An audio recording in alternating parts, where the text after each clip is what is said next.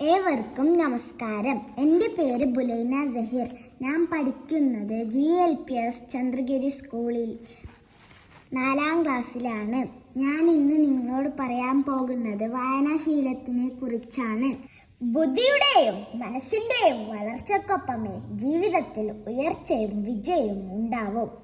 ബുദ്ധിയുടെയും മനസ്സിൻ്റെയും വളർച്ചയ്ക്കുള്ള വളമാകുന്നത് വായനയാണ്.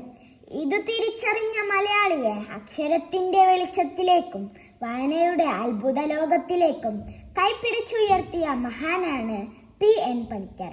അദ്ദേഹത്തിന്റെ ചരമദിനമായ ജൂൺ 19 മലയാളികൾ വായനാ ദിനവുമായി ആചരിക്കുന്നു.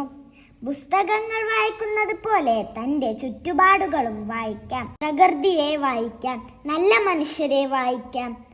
വായനാശീലം ചെറുപ്പത്തിൽ തന്നെ വളർത്തിയില്ലെങ്കിൽ അത് പിന്നെ പരിശീലിക്കുക ബുദ്ധിമുട്ടാണ്.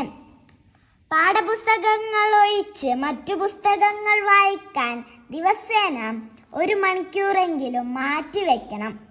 അങ്ങനെയെങ്കിൽ ജീവിതകാലം മുഴുവനും ആ നല്ല ശീലം നിങ്ങളെ പിന്തുടരും.